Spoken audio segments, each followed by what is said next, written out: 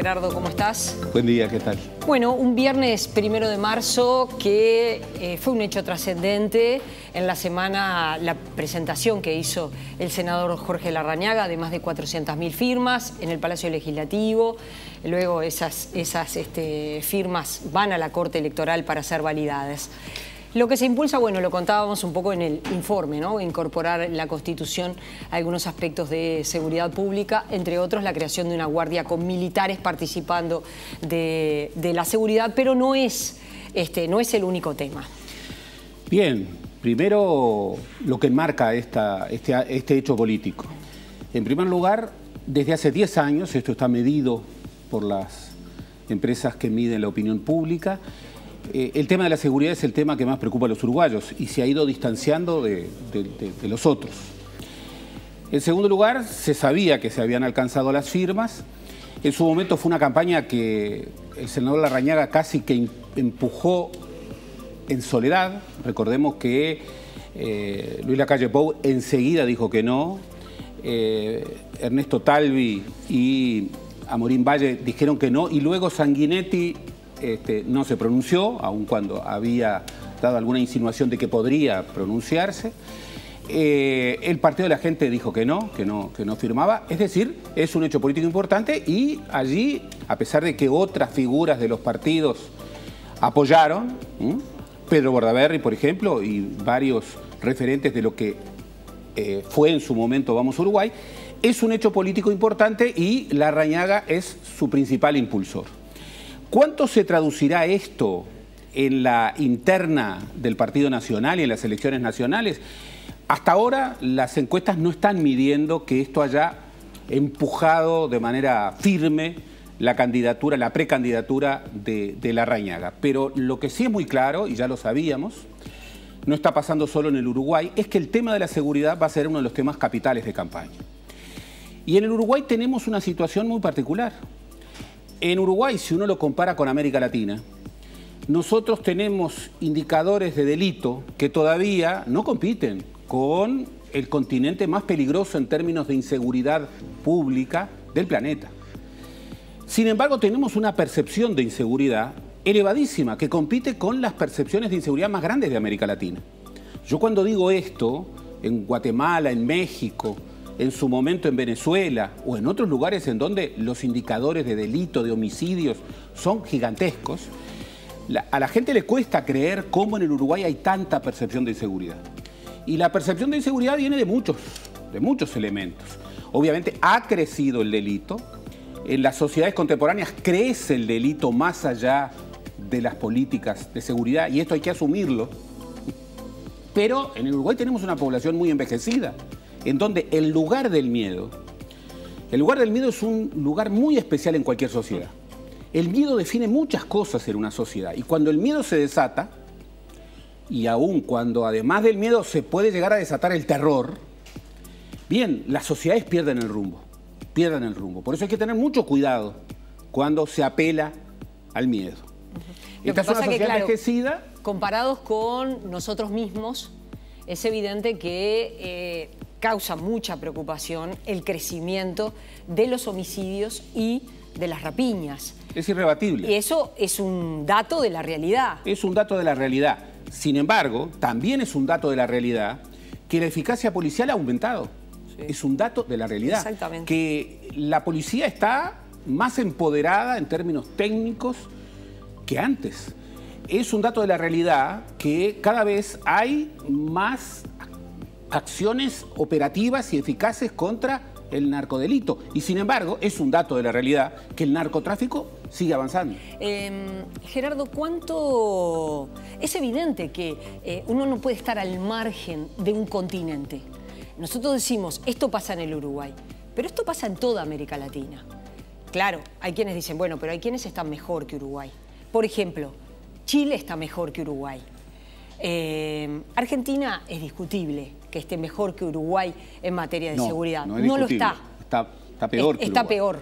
Pero... sí, además, porque en Argentina, además de los homicidios, de las rapiñas, se suman secuestros, una cantidad de delitos que Uruguay desconoce. Pero me parece, no sé, que estamos más integrados a la región que antaño. Por supuesto. Y eso no sé si lo aceptamos con tanta alegría los uruguayos. Por supuesto. ¿Y esto qué significa? En toda la región, el primer tema es la seguridad. Claro. Y es un tema de definición política enorme. En este cambio de ciclo político que se ha visto en la región, el tema de la inseguridad y el tema de la corrupción han sido los focos centrales. Pensemos en Brasil, pensemos en Colombia en otros contextos, pensemos en México. Tenemos un continente violento, pero también, y esto es muy importante, tenemos en un continente en donde vuelve a crecer el espacio político de los militares y hay una militarización de las sociedades. Con lo que nosotros en el contexto de América Latina tenemos este problema de la inseguridad, tenemos el problema del narcotráfico, pero también tenemos, de manera gradual como lo hace Uruguay, pero tenemos un empoderamiento creciente de los militares. De aquí que la gran discusión de la propuesta plantea la creación de una Guardia Nacional con parte de las Fuerzas Armadas, hasta 2.000 efectivos, que seguirán bajo la órbita del Ministerio de Defensa en coordinación con el Ministerio del Interior. Y hay que tener en cuenta una cosa muy importante. Y esto colocado dentro de la Constitución, porque uno puede decir, bueno, se puede fijar esta decisión para... Por ley. Por ley. No, esto va adentro de la Constitución, lo cual... Acá hay todo un primer debate. Tiene toda una complejidad, si meter este tipo de temas dentro de una Constitución que es un marco. Ahí hay todo un tema de debate. Generalmente los juristas están en contra de lo que llaman la inflación constitucional. Claro. Poner adentro de la Constitución materias que son motivo de ley. La propia enmienda, la propia reforma, plantea con garantismo la idea de que con 2/3 del voto de cada Cámara se legislará. Pero mientras tanto, por una disposición transitoria, en la Constitución se establece lo que va a regir hasta que esa eventualidad, que 2/3 de cada Cámara fijen por ley los detalles de cada situación. Ahora, esta incorporación de las Fuerzas Armadas, de efectivos militares en tareas de seguridad pública interior, bueno, no es menor, es un dato. Y es un dato que se inscribe en un continente en donde las Fuerzas Armadas están entrando en funciones de seguridad pública interior y que eso las vuelve populares, las empodera. Elemento a tener en cuenta. Para después formar partidos políticos. Formar partidos políticos, trascender a la política, consolidarse como un lobby que pesa sobre la política. En estos momentos, en la agenda legislativa de este último año de la legislatura, la reforma de la Ley Orgánica Militar es uno de los primeros puntos de la agenda. Y eso... A ver, y pensemos en los lugares, pensemos por ejemplo en Venezuela. En Venezuela, Guaidó y Maduro se disputaron y se disputan el apoyo de las Fuerzas Armadas. Y quien tenga el apoyo de las Fuerzas Armadas es quien va a conservar el poder. Acá ya hemos dicho, esto no es de derecha ni de izquierda, en Cuba, en Venezuela, en Nicaragua, ¿quiénes definen quiénes son los últimos bastiones de los regímenes? Los militares. En Brasil, en Colombia, en Honduras, en Guatemala. Es decir, gobiernos de derecha. Gobiernos de ¿Quiénes derecha son los que dura. El núcleo básico, uno de los núcleos básicos del poder son los militares. A ver, en Brasil, el presidente Bolsonaro, algunas cosas que dijo, base militar de Estados Unidos en Brasil. Y uno podrá estar de acuerdo con los militares le dijeron que no. Claro. También Bolsonaro dijo reforma de la seguridad social, incluso mandó el proyecto de ley. Y los militares dijeron, nosotros no. Bueno, este es otro tema. El empoderamiento militar tiene que ver con situaciones en donde prácticamente en todos los países de América Latina vamos hacia reformas previsionales, más o menos regresivas. El factor de la reforma de las jubilaciones militares, que acá no se ha terminado de resolver, es un factor que está arriba de la mesa. Segundo elemento, la militarización de la seguridad interna se vincula con ciertos elementos de rebaja de derechos. La propuesta de reforma constitucional es muy cuidadosa y en definitiva hay que decirlo de manera muy clara. Es un grupo de ciudadanos que tienen todo el derecho, toda la legitimidad de proponer al soberano, que es la opinión, que es el cuerpo electoral, que defina en un sentido o en otro. O sea que aquí no hay nada. Pero, ¿qué es lo que se está estableciendo? Se está estableciendo la posibilidad de regular un principio que es aquello que decía Jiménez de Aréchaga, parte del edicto perpetuo de la Constitución, que es la inviolabilidad del domicilio, sobre todo en periodos nocturnos. Bueno, aquí tiene que haber decisión del juez, bajo la presunción firme de que ahí hay un cuerpo delictivo, y luego afirmación de penas, el uso, la aplicación efectiva de todas las penas, sin la incorporación de los institutos liberatorios, y luego la posibilidad de aplicar pena perpetua en algunos casos graves, revisable luego de 30 años por la Constitución de la República, por la Suprema Corte de Justicia. Gustavo Leal, director de Convivencia y Seguridad Ciudadana del Ministerio del Interior, señalaba que hay aspectos de esta propuesta de reforma constitucional que de forma separada se pueden discutir. Creo que en el gobierno y en las fuerzas políticas que no están a favor consideran que lo primero, no meter todo esto en la Constitución.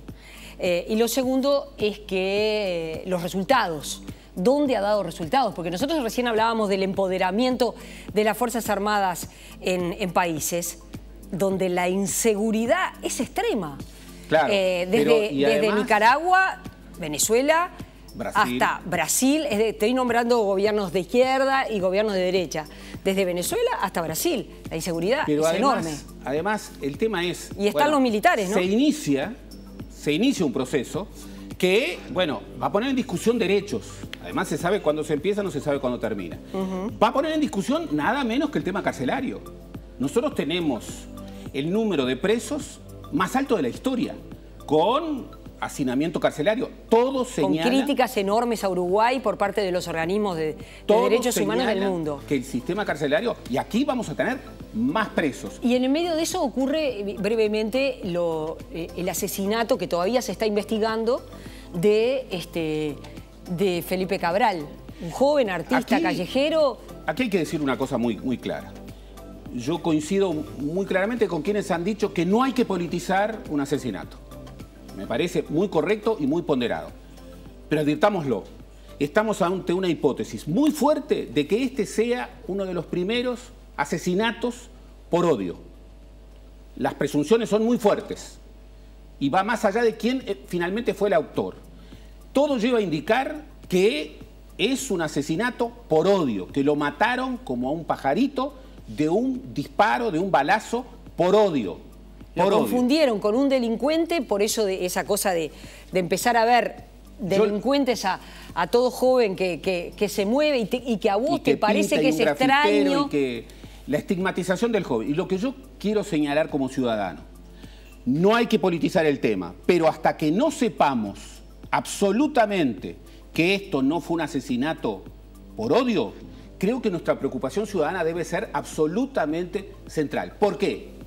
Porque precisamente nos metemos en un año electoral a debatir nada menos que vivir sin miedo, con todo lo que esto implica, y a reformar la Constitución en esta idea.